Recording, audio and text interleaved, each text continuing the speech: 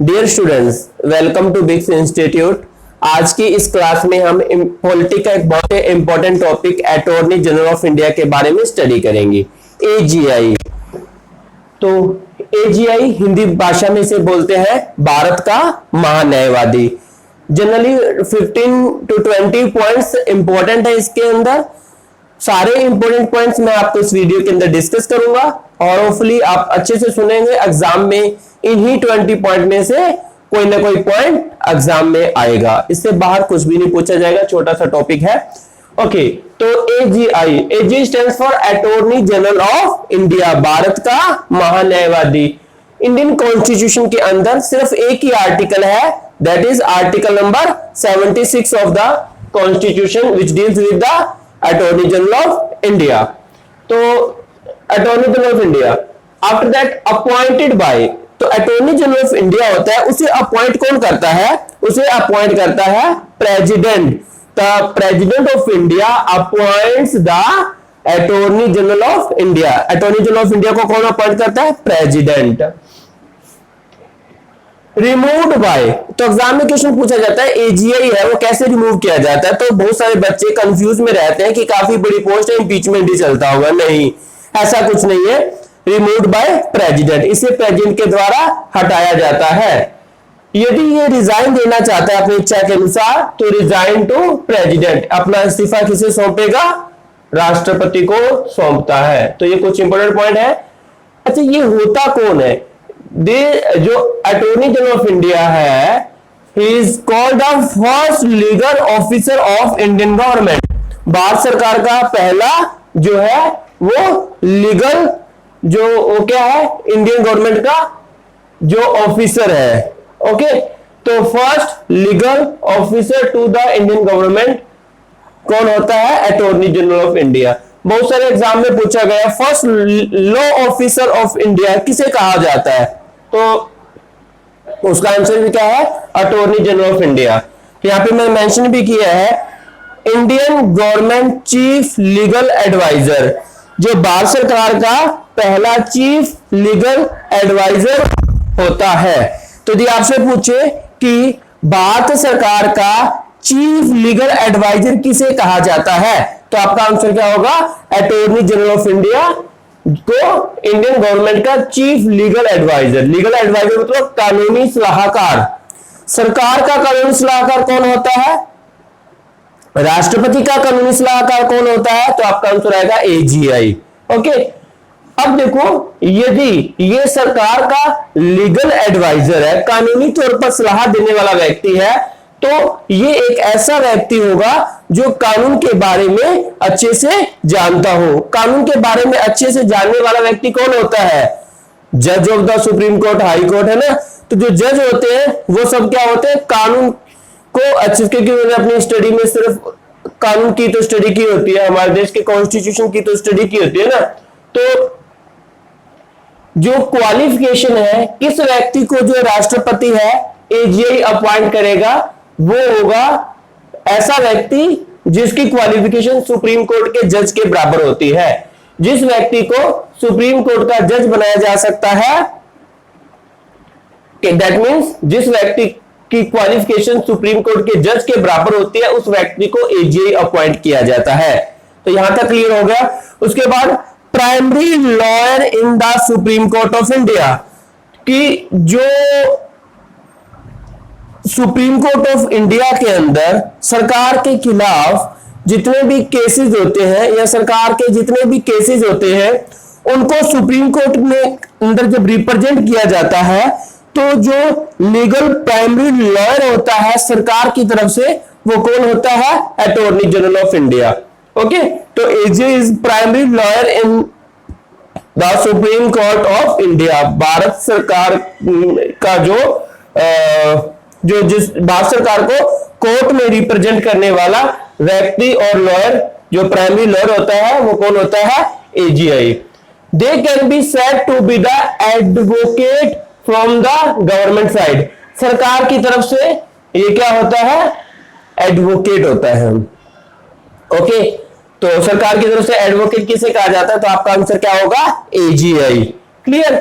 अब आपसे पूछा जाए कि जब हमारे देश में ये एजीआई का जो प्रोसेस है, वैसे तो 1950 में जब हमारे भारत का संविधान लागू हुआ उसके जस्ट बाद ये पोस्ट क्रिएट हुई, तो सबसे पहला जो व्यक्ति था जो एजीआई था वो कौन था? तो आपका आंसर होगा एमसी सेतारवत। एमसी सेतारवत जो है हमारे देश के पहले अटॉर्नी जनरल ऑफ इंडिया थे। तो भारत के पहला महान न्यायवादी कौन था? तो आपका आंसर क्या होगा?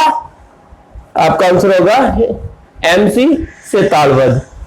तो अभी प्रेजेंट टाइम में हमारे देश में जो एजीआई है वो 50th नंबर के हैं। जैसे पहला ये है, उसके बाद दूसरा तीसरा सीक्वेंस चलती गई होगी। तो अभी जो 50th ये एजीआई है हमारे देश के, उसका नाम क्या है? के वेणुगोपाल। 2017 के अंदर इनकी अपॉइंटमेंट प्रेसिडेंट के द्वारा की गई थी और इनको एजीआई की पोस्ट पर बिठाया गया था, के वेणुगोपाल। ओके, उसके बाद है इसका टेन्योर कितना होता है? तो एग्जाम में बहुत बार क्वेश्चन पूछा जाता है, बच्चे 3 साल 6 साल 5 साल ऐसे आंसर टिक मार करके आ जाते हैं। तो इसका करेक्ट आंसर क्या है? Up to the pleasure of the president, जब तक राष्ट्रपति चाहे इसे एजीआई की पोस्ट पे रख सकता है। और उसके बाद जब भी प्रेसिडेंट को लगे कि ये जो अभी मुझे चेंज करना है, और तो उस समय जो एजीआई को चेंज किया जाता है, तो ये प्रेसिडेंट के द्वारा अपॉइंट होता है। और नॉमिनेशन जो भी होता है वो तो आपको पता है कि प्राइम मिनिस्टर के द्वारा की सलाह से ही जो राष्ट्रपति है वो सारे वर्क करता है, सबकी अपॉइंटमेंट करता है। उसके बाद है AGI is not a government servant. AGI government servant नहीं है। एजीआई है वो गवर्नमेंट सर्वेंट नहीं है। आपसे एग्जाम में पूछा जाता है कि विच one of the following person is not a government servant, तो आपका आंसर क्या होगा? एजीआई। एजीआई वो क्या है? गवर्नमेंट सर्वेंट नहीं है। क्लियर? उसके बाद देखते हैं, अच्छा गवर्नमेंट सर्वेंट नहीं है तो इसका ना जो सैलरी होता है, एग्जाम में पूछा जाता है सैलरी के बारे में एक क्वेश्चन आता है इंपॉर्टेंट, कि ऐसा कौन सा व्यक्ति है जो सरकार से सैलरी नहीं लेता है? तो ऑब्वियसली गवर्नमेंट सर्वेंट नहीं है, तो ऑब्वियसली सैलरी भी नहीं लेता है। तो एग्जाम में which one of the following person can not take the salary from the union government, तो आपका आंसर होगा एजीआई। ओके, वैसे देखो ये एक फिक्स अमाउंट दिया जाता है कि उसको एजीआई को, जो कि प्रेसिडेंट और पार्लियामेंट की द्वारा डिसाइड किया जाता है। और कितना होता है? सोच लो कि यदि ये एक ऐसा व्यक्ति है जिसकी क्वालिफिकेशन सुप्रीम कोर्ट के जज के बराबर होती है, तो ऑब्वियस है इसकी जो अमाउंट होगा वो भी उतना ही होगा। बस एक वर्ड सैलरी यूज नहीं करना, क्योंकि सैलरी का मतलब होता है यूनियन सेंट्रल गवर्नमेंट के फिक्स खजाने से डायरेक्ट जो है जाना। जब ये गवर्नमेंट सर्वेंट ही नहीं है तो इसकी सैलरी का मेंशन नहीं है कॉन्स्टिट्यूशन के अंदर, तो it can not take the salary from the union government.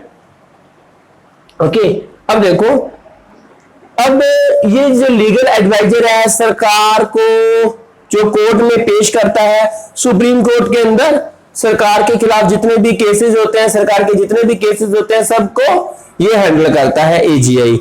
और देश के किसी भी हाई कोर्ट के अंदर भी केस लड़ सकता है।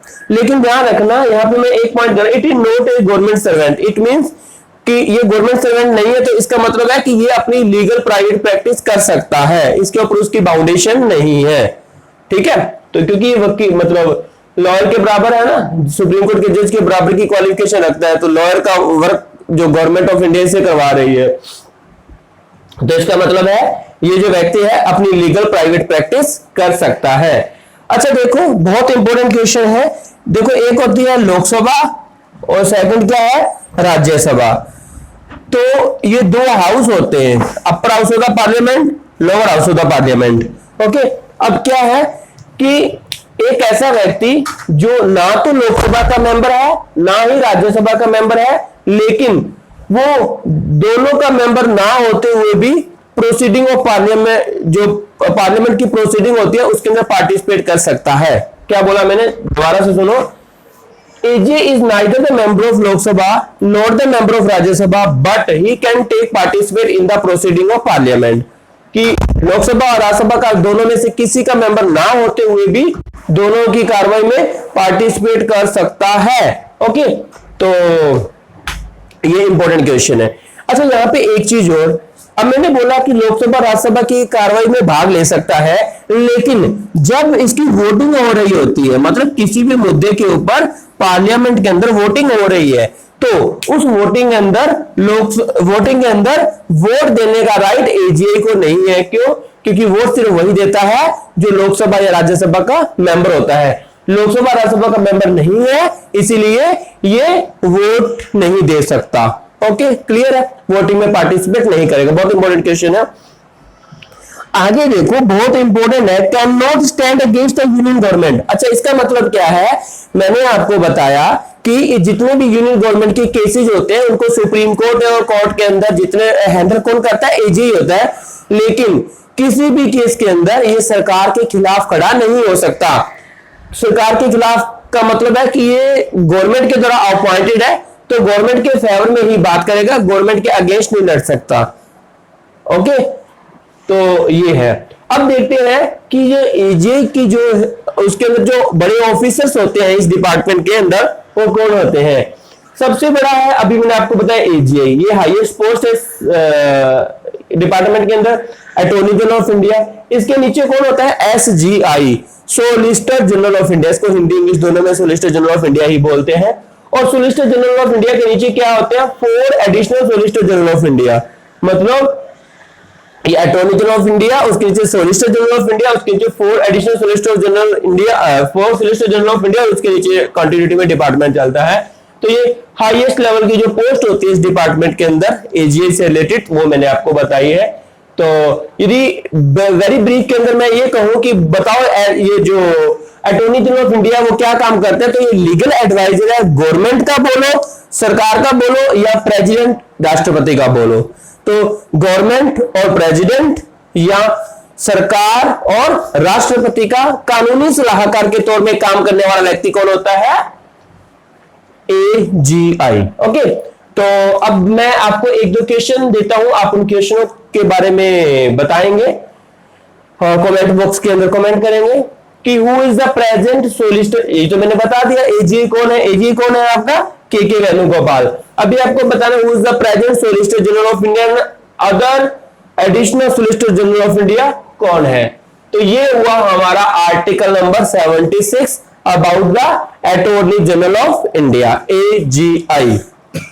ओके, तो मैंने इसके क्वालिफिकेशन, ये वर्क क्या करता है, सब कुछ आपको अच्छे से इसके बारे में डिस्कस करके बता दिया है। और ये ऐसा व्यक्ति है जो इतनी बड़ी पोस्ट है सुप्रीम कोर्ट के जज के बराबर, और जो सरकार से सैलरी नहीं लेता है। ओके, कोई भी क्वेश्चन हो तो आप इसके कमेंट बॉक्स में कमेंट करके मेरे से पूछ सकते हो। Thank you students.